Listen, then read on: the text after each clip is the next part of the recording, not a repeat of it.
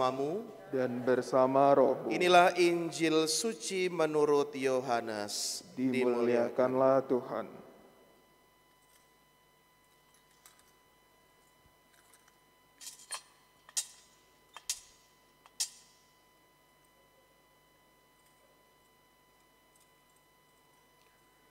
Dalam percakapannya dengan Nikodemus, Yesus berkata, "Begitu besar kasih Allah kepada dunia ini, sehingga Dia telah mengaruniakan putranya yang tunggal, supaya setiap orang yang percaya kepadanya tidak binasa, melainkan memperoleh hidup yang kekal.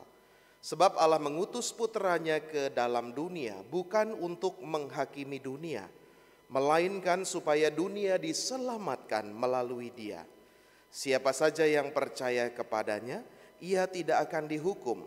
Siapa saja yang tidak percaya, ia telah berada di bawah hukuman, sebab ia tidak percaya dalam nama Putra Tunggal Allah." Demikianlah sabda Tuhan. Terpujilah Kristus.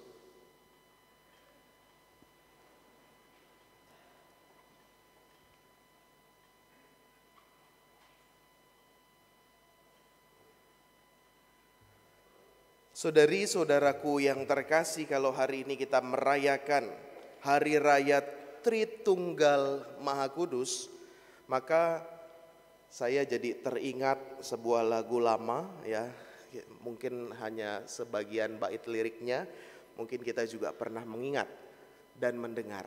Lagunya seperti ini. Segala yang terjadi dalam hidupku ini adalah sebuah perihnya cobaan, hanya ujian. Wah, ketahuan ya usia-usia angkatan berapa ini ya. Karena itu lagu Ari Lasso yang lama. Yang baru-baru Miss Dinar nih, apa itu lagu Romo ya. Tapi segala yang terjadi dalam hidupku ini kadangkala kita tidak bisa tangkap, tidak bisa memahami yang menjadi misteri ilahi. Kalau bicara soal Trinitas, Tritunggal, itu juga demikian. Saudari-saudara, sampai hari ini saya sudah tonton berbagai macam penjelasan dalam kuliah teologi, dalam kuliah kitab suci. Sampai hari ini, yakinlah, belum ada seorang pun, baik itu ahli teolog, baik itu kitab suci, baik itu siapapun ya, yang mampu menjelaskan 100% apa maksud dari Tritunggal ini. Mungkin ada bapak-bapak gereja ya zaman dulu, para pemikir, lalu juga di kampus-kampus, lalu sekarang banyak ya yang menjelaskan tentang Tritunggal ini. Bisa dijelaskan tetapi enggak mungkin 100%. Karena apa? Ya tadi, kembali ke lagu tadi, itu adalah misteri ilahi, ini misteri Allah. Di kitab suci pun tidak ada tulisan Tritunggal. Tapi justru karena itu, karena menjadi misteri ilahi, maka saya sendiri ya dan kita bersama itu tetap yakin dan percaya bahwa Tuhan itu ada.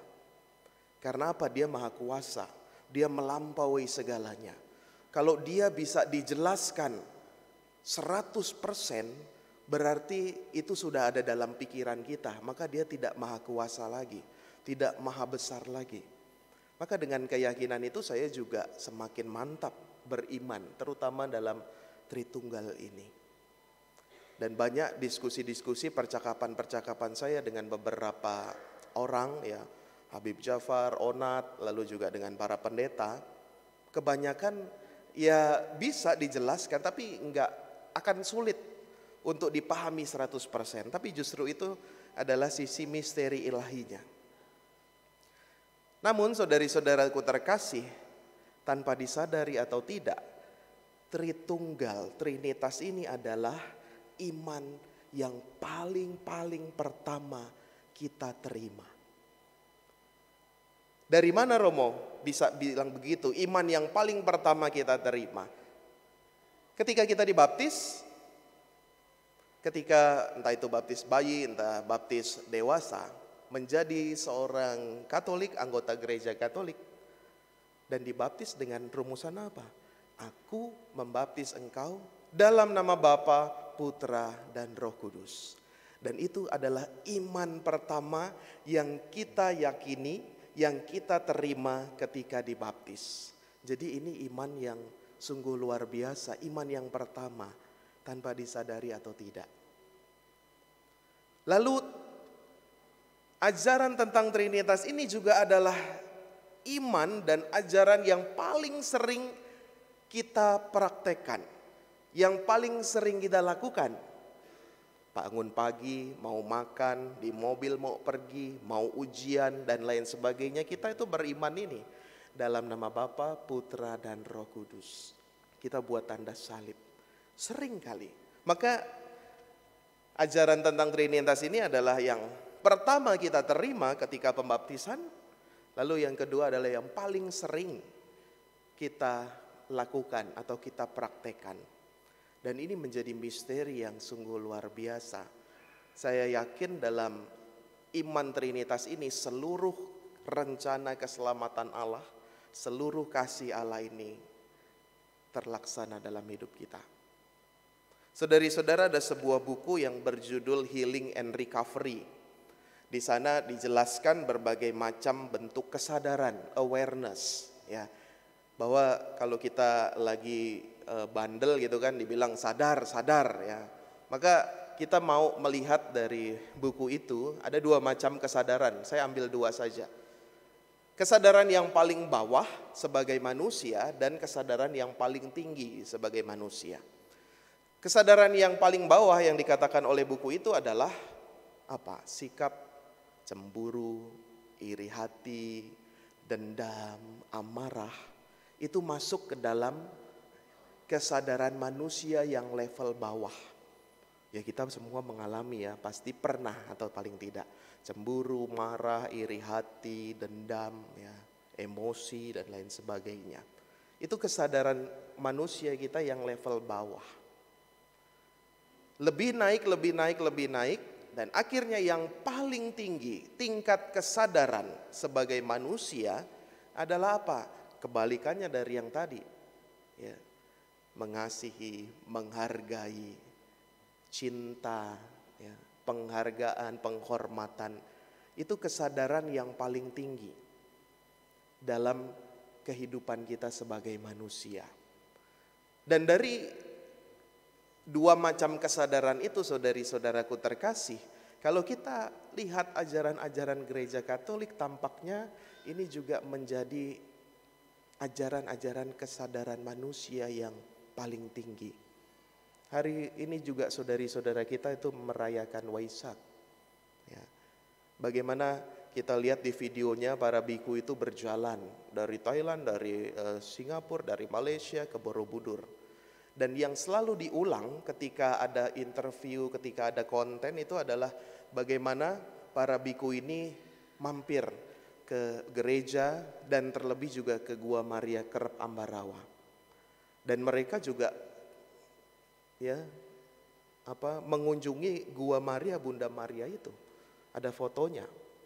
Mereka menganggap bahwa Bunda Maria itu punya kesadaran yang level tinggi. Karena mengikuti ya, menjadi teladan iman kita tadi, cinta kasih, kesetiaan, penghargaan, ya, ketaatan, kesalehan. Itu Bunda Maria dianggap oleh mereka demikian. Maka pasti ajaran kita juga punya level yang tertinggi dalam kesadaran. Dan level tertinggi itu apa? Ya, kalau kita mau merenungkan tentang Tritunggal, kita lihat satu-satu menjadi benang merah. Dalam bacaan pertama dikatakan bahwa Musa itu naik ke Gunung Sinai. Bangsa Israel agak nakal sedikit, dia sudah dibebaskan, dipilih oleh Tuhan. Lalu mereka membelot, tidak setia. Lalu Musa naik ke atas Gunung Sinai itu tanya sama Tuhan, gimana nih umatmu yang sudah kau pilih ini, sudah kau selamatkan tapi membelot, tidak setia kepada engkau. Lalu saya harus gimana? Padahal sudah dikasih 10 perintah. Lalu apa yang Tuhan katakan? Ya, Tuhan di sana mengatakan, Tuhan adalah Allah yang penyayang dan pengasih, panjang sabar dan berlimpah kasih setia. Kita simpan ayat itu. Tuhan adalah Allah yang penyayang dan pengasih, panjang sabar dan berlimpah kasih setia. Itu bacaan pertama dari Perjanjian Lama, kitab Keluaran yang menceritakan tentang Musa dan bangsa Israel. Lalu dalam bacaan Injil kita lihat ayat, begitu besar kasih Allah akan dunia ini sehingga ia telah mengaruniakan anaknya yang tunggal. Saudara-saudara, kita simpan lagi ayat itu. Begitu besar kasih Allah akan dunia ini sehingga ia mengaruniakan anaknya yang tunggal. Sudah mulai kelihatan benang merahnya. Ini Yesus berkata kepada Nikodemus bahwa ia diutus oleh Allah untuk menebus dosa-dosa kita.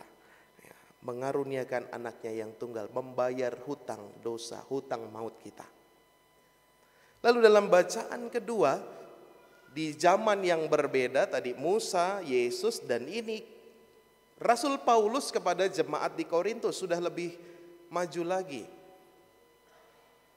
Paulus menuliskan surat kepada jemaat di Korintus yang banyak pergolakan, banyak perselisihan, banyak pertentangan dan adu pendapat. Dia dikatakan di sini, hendaklah kamu sehati sepikir dan hiduplah dalam damai sejahtera. Maka Allah sumber kasih dan damai sejahtera akan menyertai kamu. Kita simpan itu. Allah sumber kasih dan damai sejahtera akan menyertai kamu. Sehingga semakin jelas bahwa benang merah kesadaran tertinggi dalam ajaran gereja Katolik yaitu kasih. Kalau di bacaan pertama tadi Allah penyayang dan pengasih, bacaan kedua Injil, begitu besar kasih Allah akan manusia, akan dunia ini. Lalu Paulus mengatakan Allah sumber kasih dan damai sejahtera. Saudari-saudara, tampaknya ini bukan suatu yang biasa. Tadi ini misteri ilahi. Bagaimana Allah Tritunggal itu senantiasa menyertai dan mendampingi hidup kita.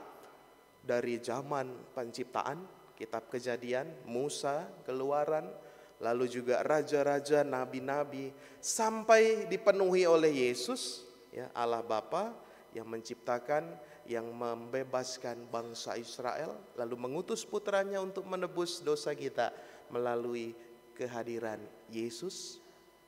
Dan kita ingat Pentakosta kemarin, Roh Kudus turun atas para rasul dan Paulus juga mengalami demikian, bahwa Allah sumber kasih dan damai sejahtera menyertai kamu.